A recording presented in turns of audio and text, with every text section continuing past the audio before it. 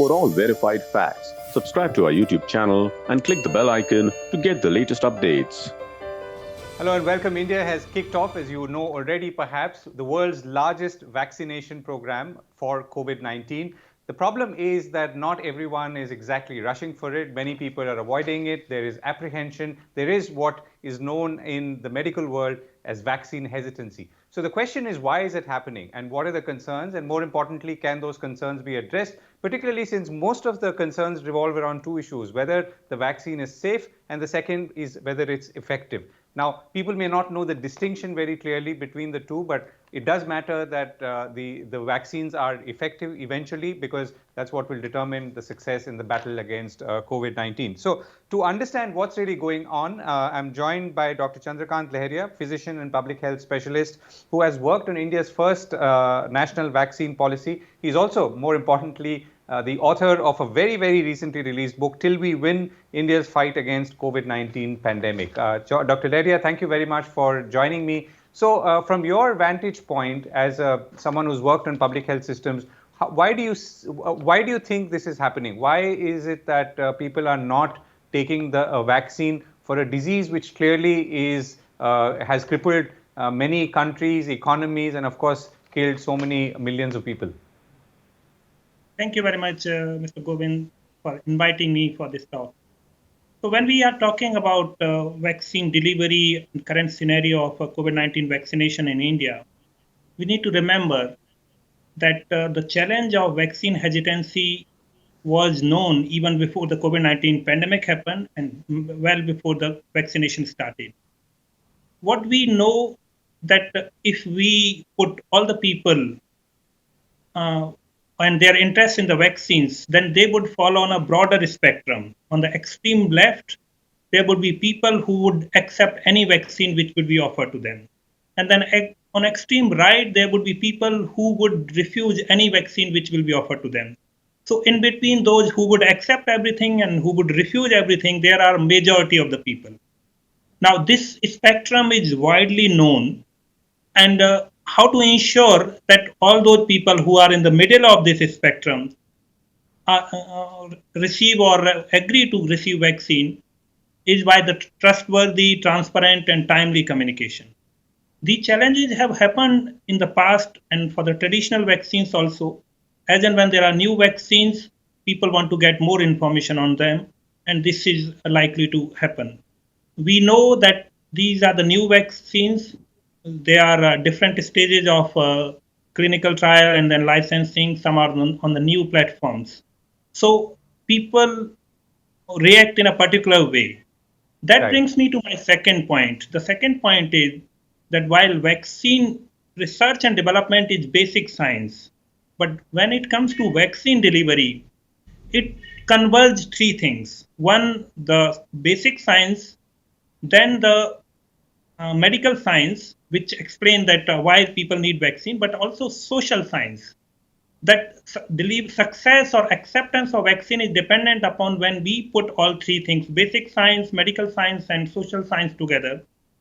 And that require understanding why people accept vaccine or why they do not accept the vaccine. Now, in the COVID-19 pandemic vaccination, we know that there was not enough time to work on all these aspects. But we know that in vaccine delivery and acceptance, a trustworthy, timely, and transparent communication is the key. We can say that this is an early part of vaccination program. Of course, people try to understand, make their own judgment, and there is a choice for the people to make vaccination. What we are seeing a slow uptake. I would say that we should utilize all the lessons from the past, including from polio vaccination program, mass campaigns, and other learnings. We should keep reflecting upon various aspects as we go along, and things should improve and uptake should improve. The second point I want to bring in is that while vaccine research and development is basic science, however, to ensure that vaccines reach to the people, we need to converge basic science with medical science and social science. While medical science will explain to the people that why do they need vaccine, and they would adhere to that opinion. However, it is the social science and the understanding of the behavior that why people select the vaccine, why they do not opt for a vaccine, and understanding all those aspects of social science, and then developing a comprehensive strategy which converge three things: basic science, medical science, and social science or behavioral aspect in a communication strategy. And though that communication addressing all the concerns which people have is delivered in timely, transparent, and trustworthy manner, which means it should come from those authorities which are authorities or individual who are trusted by the society. And all this need to be done in a timely manner, well before and alongside. So we need to keep learning from these experiences, and in the real time we need to act on those aspects. So what we are seeing is a natural phenomena, and I would say that things should improve as we act upon various aspects. Right. So just, one interjection there. So I can understand that people may be slow to respond to a vaccine, which in turn is addressing a problem that is not immediately upon us. Like many of the vaccines you give to children, for instance, and obviously children are the ones who are mostly vaccinated, is in anticipation of something that may happen and or even may not happen. But in this case, this is a disease whose consequences are already with us and amidst us, and we can see it. And yet there is hesitancy. Well, so that is what human behavior is. People react to a similar threat in a different manner. So we know that, and it is it can be hypothesized that if the same vaccine was available at the peak of the pandemic when cases were higher in India, the response would have been different. So every individual make their own assessment, and this can vary when the threat is similar, but the individual response to those threats could vary, and that's what is happening. So I would say that people are making their own assessment, but at the same time, it is a responsibility of the experts and policymakers to communicate the risk and the benefit. And of course, right, when people are assessing such benefit for the first time, they are going to act in different manner. But they would also be influenced by the behavior of what others are doing in this.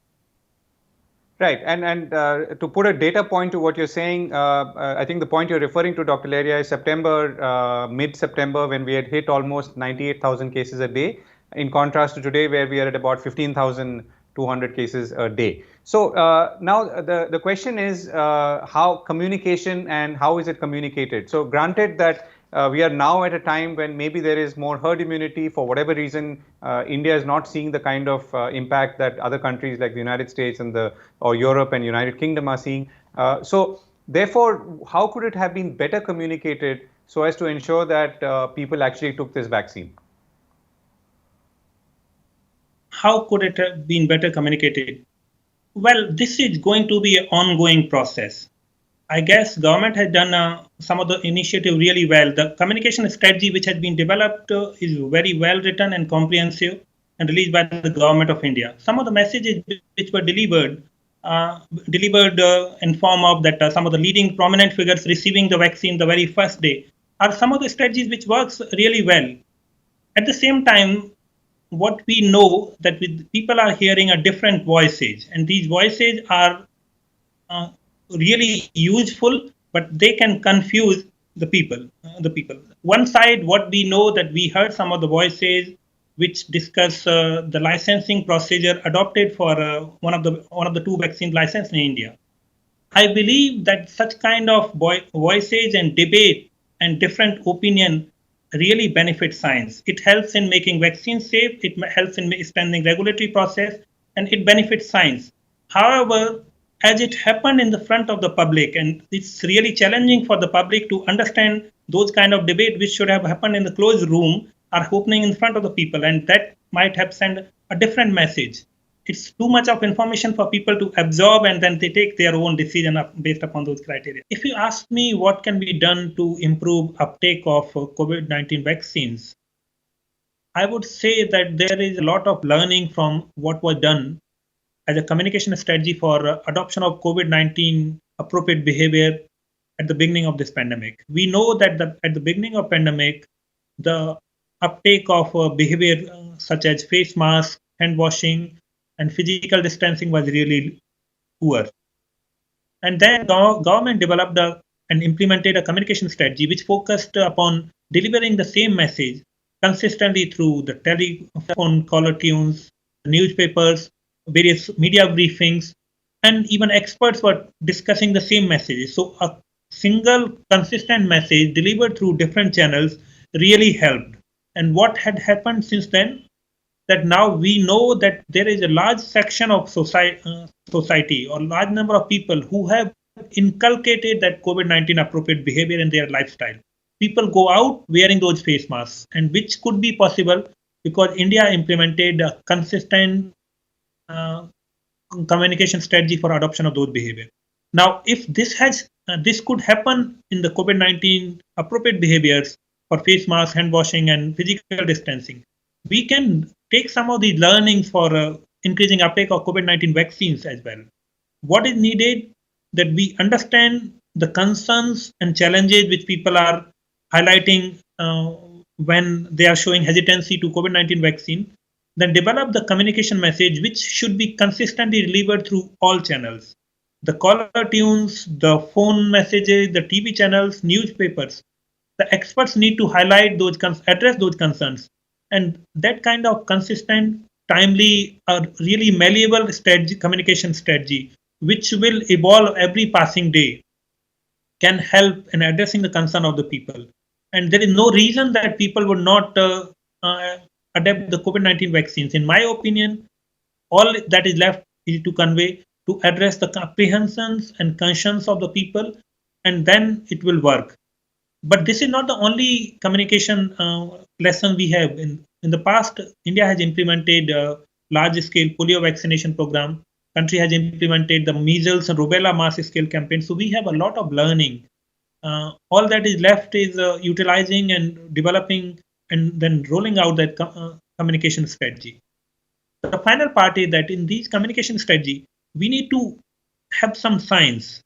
Need to have some social science understanding of why people are hesitant, what are their core concerns, and blend with the medical science knowledge, and that will work really well. If we trust people, we give them some medical science, social science, blended information. I have full confidence that soon there will be a long queue for COVID-19 vaccines across the centers in India. So, now let's come to the safety versus efficacy question, Dr. Leria. So there are two drugs, as we know, or two vaccines, Covishield by the Serum Institute of India with the Oxford AstraZeneca as the master seed, and there is Covaxin from the Indian Bharat Biotech along with the Indian Council of Medical Research. Now, most people do know that there is something missing or not complete with Covaxin, which is more specifically the absence of data on phase 3 trials, which also demonstrates how efficacious vaccine is. Now, well, like I said, people may not understand exactly what that is, but they do know that there is something missing, and that is obviously causing concern about not just Covaxin, but also about Covishield, though people seem to prefer Covishield knowing that all the data is already out there. So one issue clearly seems to be the transparency, in contrast to, let's say, other countries where there has been far more transparency. But more importantly, how does a normal person understand the distinction between safety and efficacy, Dr. Leria? So, okay, you have asked 3-4 questions. So let me go in one by one. So one part is that we know that COVID-19 pandemic has witnessed a real rapid change to find a vaccine. And in the process, in a really short period of time, there are a number of vaccines which have been licensed under emergency use authorization. Some of these vaccines are a completely new platform, mRNA-based platform, Moderna, Pfizer, BioNTech. But there are a few other vaccines which are on the old platform, the Covaxin, Bharat Biotech vaccine, and inactivated virus vaccine. There have been vaccines on that platform in the past. Also, Oxford AstraZeneca vaccine is also a completely new platform, though that platform was not used. So what we know that if the platform is new, then that vaccine should not be licensed and without the efficacy data. And that's what has happened. That all the vaccines which are on the newer platform have been licensed only after the efficacy data. We know in India one vaccine has been licensed with the completion of phase 2 trial, but the efficacy trials are ongoing and we don't know the efficacy of that process. However, what we know that all phases of vaccine trials, so phase 1, phase 2, and phase 3 looks at the safety. So safety is seen in all aspects, where we look at what are the common minor side effects and what are the rare side effects happening with these vaccines. In this, we get scientist gets a fairly good idea of about the safety of vaccines with the phase 1 and phase 2 trial. At the same time, we know that as the number increases, as we have more data, it will provide some additional information about the rare side effect. So safety is an ongoing process. Even after phase 3 efficacy data, phase 3 trials, you keep collecting more data as the vaccines are administered. The more number of people are vaccinated, and if there is a rare side effect, which happens in a 1 in a million, then you will know that side effect or that safety issue only when 1 million doses are administered. But that cannot happen with phase 3, even efficacy trial, which are done on 30 to 40,000 people. So the part 1 is the safety, is how safe a vaccine is to administer to the individual. There are two components of safety. One is a minor side effect, fever, local injection site pain, and other restlessness, and those good. And those are usually accepted, as we know that vaccines have those kind of side effects. The rare side effects are not acceptable unless the risk is too less and benefit is too high. So in the anaphylaxis is one of the rare reaction which is happening in some vaccine in 1 in 90,000. In usually in other vaccines it happens in 700,000, 800,000. But since anaphylaxis is rare event, but it can be treated well, it is considered that okay, observe people for 30 minutes and people will be fine. So that's on safety part, and we have data on safety for all vaccines which have been licensed. As more doses are administered, that will be done. The second part is efficacy. Efficacy in simple terms means that if 100 people are administered, how many people will be protected from the severe form of disease. So if a vaccine is 95% efficacious, which means in a ideal condition, if 100 people are administered vaccine, 95% will be protected from the end outcome. What we also know that when efficacies are assessed, there are again certain endpoints. In these diseases, these vaccines, the endpoint is a severe disease. So when somebody say that Moderna or Pfizer BioNTech vaccines are 90 to 95% efficacious, which means those vaccines will prevent severe disease in 90 to 95% of people. Other vaccines which are being said 60 to 70% efficacy, the same principle applies. 60% efficacious means if 10 people are administered vaccine, 6 will be protected, others will not be protected. Did I answer your question completely? Right. Okay. So how does that, I mean, I think the challenge then, and then therefore, is the communication of this. So now we are in a situation where both vaccines have been launched, and people are not being given a choice, but they know enough to know that they want to either take it or not take it, and they may not take any vaccine either way. In any case, we are only vaccinating frontline workers, sanitation workers, and so on, and about 800,000 have been vaccinated already in the last few days. So the question then is, how does this program become more successful, given that we cannot go back, and yet we have to gain some confidence and move forward? So I think in the process when two vaccines were licensed in India, there was a lot of noise, which I believe a lot of which could have been avoided. We know that the pandemic is an emergency situation, and there are provisions in regulatory system which allow for restricted use or emergency use authorization. These provisions are already well written, and it's provision that there is emergency situation, such approval can be done. So in my opinion, the approval which has been done for a Covaxin is within the regulatory limit, and this is a pandemic is an emergency situation, and it's fine. Alongside the Covaxin or Bharat Biotech vaccine is on inactivated viral platform, which is already proven. So in the worst case scenario, the efficacy would be lower, but safety and other aspects are widely known. So people should accept, and I would accept that vaccine any given day. How this can be improved? I guess people are trying to understand this approach, but there has been a lot of discussion, discourse. So having the transparency in communication and scenario is slowly improving. But the expert need to sit together and understand the process that what need to be done. But to me, there is no reason to believe that there is any issue with any of the vaccine. Both vaccines are safe, and we need to continuously communicate and identify strategies so additional population accept these vaccines, receive these vaccines. Right. Okay. So we have to communicate. I think that's really maybe where the problem has lied. Okay. As a doctor, as a medical doctor, your advice to those who are watching, what should they do? My advice would be that the vaccine is available. Pandemic is not over yet, and we have seen in other countries that the virus can keep returning. So we don't know when the epidemic can change and infection can spread. So it's in our interest to receive the vaccine and take the vaccine which is available and offered to us. Of course, we want to make a choice. So to make an informed choice, it will be ideal that if people want to read the information provided on the flip or about the vaccines on the various sources. So you read and make your decision. However, we should also trust our authorities and we should trust the regulatory bodies. And these vaccines are found to be safe. These are, one is we know efficacy data, and for second, we don't know efficacy data.